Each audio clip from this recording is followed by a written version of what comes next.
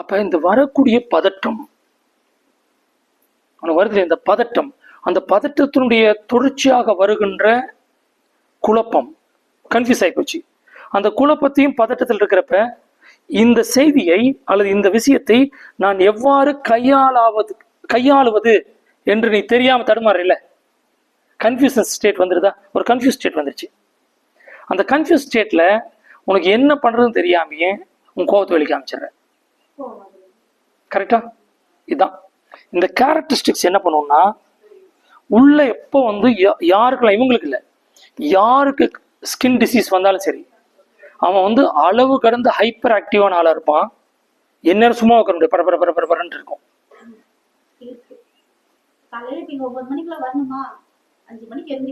படபட படபடன்னு ஒரு பதட்டம், படபடப்பு மைண்ட். இதுல மட்டும் இல்ல, எல்லா விஷயத்துக்குமே. ஒன்றை செய்கின்ற மாதிரி கேரக்டர் இருக்கிறவங்க ஒன்றை செய்து கொண்டு இருக்கின்ற பொழுதே இதை முடிச்சோன்னா அடுத்தது என்ன பண்ணும், அடுத்தது என்ன பண்ணும், மண்டக்குள்ள ஓடும். அந்த செய்யக்கூடியது ரசிச்சு செய்ய மாட்டாங்க. அது எப்ப முடிக்கிறதுக்கு இல்ல, இதை ஆரம்பிச்சு செய்யணும். எவ்வளவு டைம் என்னாச்சா, இது இப்படி முடிச்சுட்டு அடுத்ததை போய் அதை பண்ணணும், அங்க ஓடணும். இதுக்கு நடுவில் வந்து வேற எங்கெங்கயோ மனசு போயிருது. இது பார்த்தா இது ஜென்ரலா எல்லாருக்கும் அப்படிதான் இருக்குங்கிற மாதிரி தோணும். இல்ல, இந்த பர்டிகுலர் கேஸ்ல கொஞ்சம் அதிகமா. யார் ஹைப்பர் ஆக்டிவா இருக்காங்களோ, யாருக்கு மனப்பதட்டம் வருதோ, யார் அவங்க சக்திக்கு மேல தனக்கு ஒரு சுமை இருக்கிறதாக உணர்கிறார்களோ, உங்க பேர் என்னமா? ராதா. ராதாவுக்குன்னு ஒரு கெப்பாசிட்டி இருக்கும்ல, உன்னை சுத்தி ஒரு சில தேவைகளும் பிரச்சனைகள் இருக்கும்ல, அது உன் சக்திக்கு ரொம்ப அதிகமா இருக்கு மாதிரி நீ ஃபீல் பண்ணிருக்கியா? இதெல்லாம் நான் இப்படிதான் பண்ண போறேன்னு பயப்படுறதானே? இவ்வளவுதான். இவைதான் நேரடியாக தோலை பாதிக்கிறது. அகத்தின் அழகு முகத்தில் தெரியும் சொல்லுவா, முகம் மட்டும் இந்த உடம்பு பூரா தெரியும். உள்ளுக்குள்ள லேக் ஆஃப் ஆக்சிஜன் இருக்குன்னு வச்சுக்கோங்க. சட்டை கழட்டினீங்கன்னா இந்த ஸ்கின் நல்லா இல்லாம அங்கங்க டாட்டா புள்ளி புள்ளியா இருந்துச்சுன்னு வச்சுங்க, செவந்தோ கருத்தோ, உங்க நுரையீரலுக்கு போதுமான சக்தி இல்லைன்னு அர்த்தம். அப்ப நீங்க முதல்ல பண்ண வேண்டியது, அம்மா என்ன மூச்சு பயிற்சி கற்றுக் கொடுக்குற ஐடியா வச்சிருந்தாங்கன்னு தெரியல, ஒருத்தருக்கு ஒரு அணுகுமுறை. நான் உன்னை தியானம் பண்ண சொல்லுவேன். இந்த ஓம் ராம் ஜபம் பண்ண தொடங்கினே, ருத்ராட்சி மாலை வாங்கிட்டாலே வீட்டுல சரியா?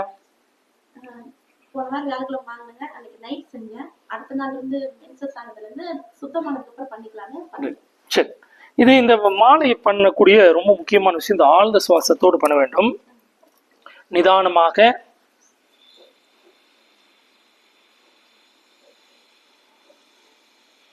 இப்படி முழு சுவாசத்தை இழுக்கணும். மாறா ஓம் ராம் ஓம் ராம். இப்படி சொன்னால் வெளியிருந்து பார்த்தா சரியா செய்யற மாதிரி தான் இருக்கும். ஆனால் இதுல பூரகம் என்கின்ற சுவாசத்தை உள்ளிழுத்தல், ரேசகம் என்று சொல்லக்கூடிய சுவாசத்தை வெளிவிடுதல் ரெண்டு இருக்குது. அப்ப இந்த மணியை கையில வச்சுட்டு மூச்சு நிதானமா இழுக்கணும்.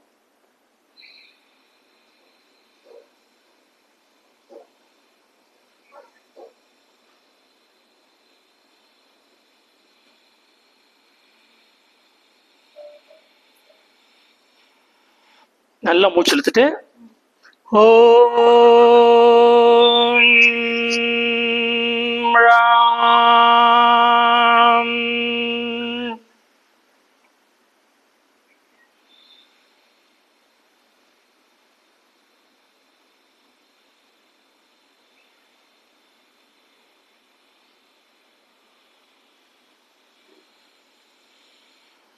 முழு மூச்சு எடுத்துட்டு ஓம் ராம் சொல்லணும். இது மாதிரி ஆமா ஈச்சல் பண்ணணும். நடுவில் ஓய்வு மூச்சு எடுக்கக்கூடாது.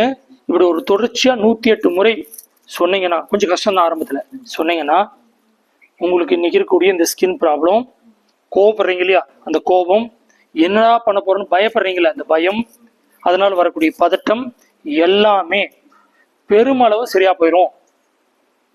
சரி, இது வந்து எங்க ஓம் ராம் சொன்னா பிரச்சனை எல்லாம் சரியா போயிருமா? பிரச்சனையை நாம தான் சரி பண்ணணும். சரி, இப்ப ஏன் இப்ப சரி பண்ண முடியல? நீங்க படக்கூடிய பதட்டத்தின் காரணமாக, பரபரப்பின் காரணமாக, கோவப்படுவது மூலியமாக ஒரு தீர்வு காண முடியல. உங்க மகன் ஒண்ணு மகள் ஒண்ணுல, அந்த மகனுக்கோ மகளுக்கோ ஒரு சின்ன இஷ்யூ வருதுன்னா, உங்களால இன்னைக்கு என்ன பண்ண முடியல, அது தீர்வுக்கே வர முடியல. பேசுறீங்க, சண்டை வந்துடுது. அவன் ஒரு பக்கம் போயிடறான், நீங்க வந்துடுறீங்க. ஆனால் இதை செய்ய செய்ய ஒரு நிதானம் வந்துடும். அந்த பையனை கூப்பிட்டு உட்கார வச்சு, அன்பு மகனே, இப்படி ஒரு இஷ்யூ இருக்குது, இது என்ன பண்ணலாம், நிதானமா பேசி ஒரு தீர்வுக்கு வருவீங்க. ஒருவேளை அவனால கையாள முடியாத வேறு பிரச்சனைகள் இருந்தா நீங்க சிந்திச்சு செயல்பட்டு உங்களுடைய வாழ்க்கை மேம்படும். ஒரு குருவனுடைய வாக்கை இறைவனாக வாக்காக எடுத்துக்கொண்டு இன்று முதல் அடுத்த ஓராண்டுக்கு தினசரி நீங்க இது நீங்களா முடிவு பண்ணிட்டீங்க. பீரியட் சமயத்திலையும் நீங்க ஜெபம் பண்ணலாம், ஒன்றும் பண்ணாது. நீங்க உடற்பயிற்சி கூட தவிர்க்கலாம். வயிற்று நசுக்கக்கூடிய பயிற்சி பண்ண வேணாம், மூச்சு பயிற்சி பண்ணலாம், தியானம் பண்ணலாம், மந்திரம் சொல்லுங்க, கழுத்திலேயே இருக்கட்டும் ருத்ராட்சம். சரிங்களா? எந்த ஒரு தீய ஆற்றலும் ஒரு தீட்டும் இதுக்கு கிடையாது. இறைவனுக்கு தீட்டு வருமா? இறைத்தன்மையுடைய இதுக்கு அதுக்கு இதெல்லாம் கடந்தது. அப்ப இதுக்கு ஒரு இது இல்லை. எல்லா நேரத்திலையும் கழுத்துல போட்டுருங்க, ஜெபம் பண்ணுங்க.